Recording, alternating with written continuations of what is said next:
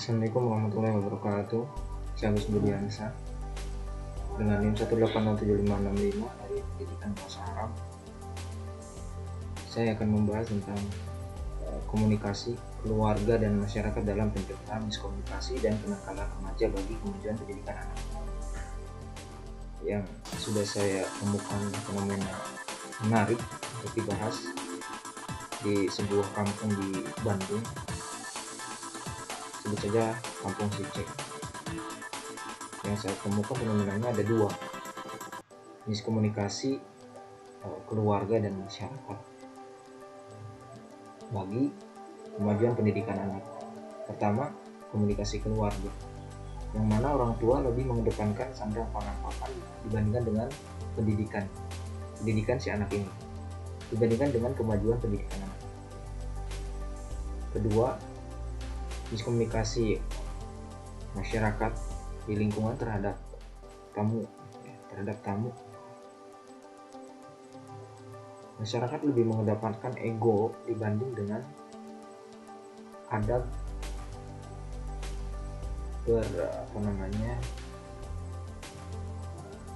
terhadap satu sama lain, terhadap sama makhluk yang bersosial baik. Belum dikatakan baik jika hablum minannasnya jelek. Belum dikatakan makhluk sosial kalau hablum minannasnya jelek.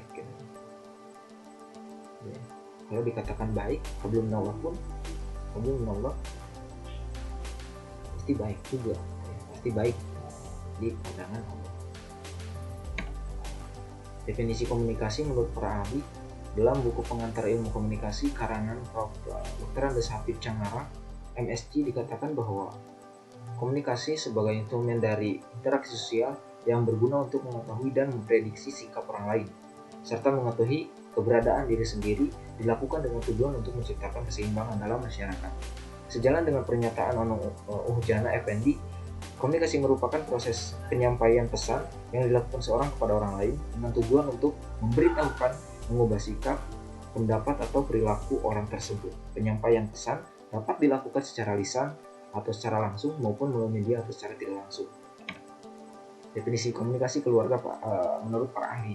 Pengertian komunikasi keluarga dalam Rosmandar 1992 bagian 4 adalah proses penyampaian pernyataan atau pesan komunikasi kepada anggota keluarga dengan tujuan untuk memengaruhi atau membentuk sikap sesuai isi pesan yang disampaikan bapak atau ibu sebagai komunikator.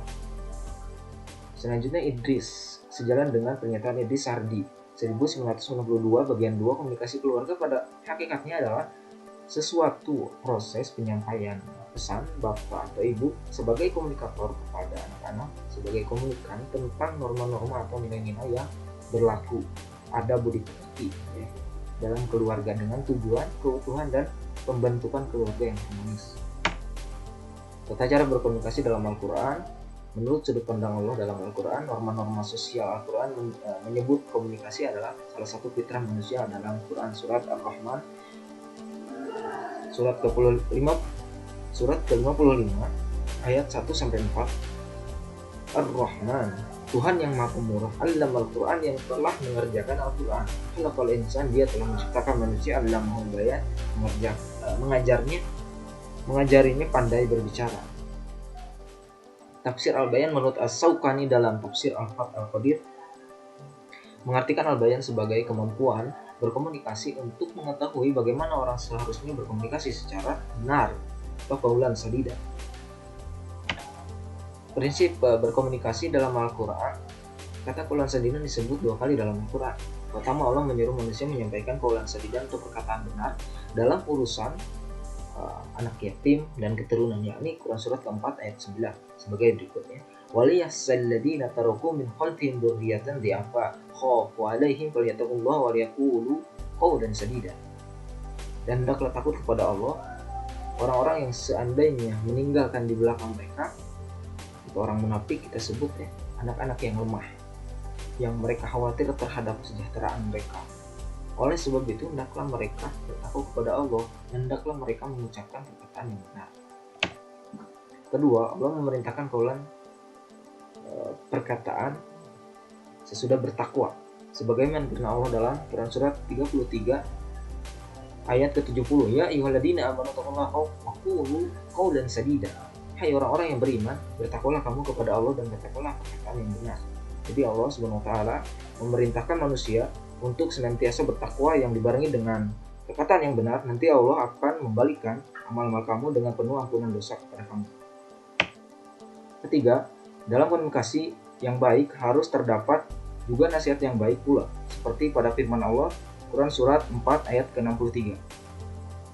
Surat keempat ayat 63. Ulaikal ladzina ya'lamullahu ma fi qulubihim fa'rid anhum wa'idhum wa qul lahum fi anfusihim qawlan baligha.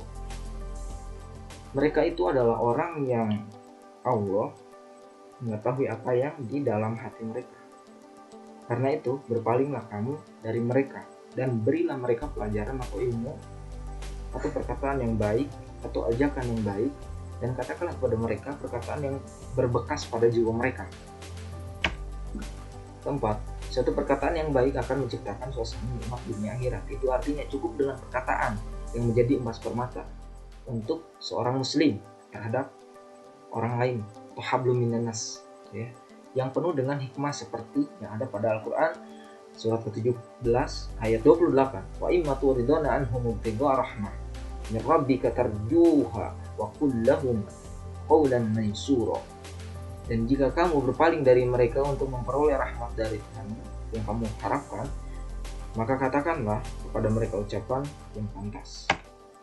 Kelima, berkomunikasi berbicara dengan lemah lembut, penuh kasih sayang, sanjungan, tahu ada berbicara terhadap sesama, tahu ada berbicara pada orang tua, dan lain-lain. Terdapat pada Quran surat ke-20 ayat 44. Faqul lahu qawlan layyinan la'allahu yatadhakkaru aw yakhsha. Maka berbicaralah kamu berdua kepadanya dengan kata-kata yang lembut, mudah-mudahan ia ingat atau takut. Mungkin itu saja yang sekiranya dapat saya sampaikan. Syukran alaikum. Assalamualaikum warahmatullahi wabarakatuh.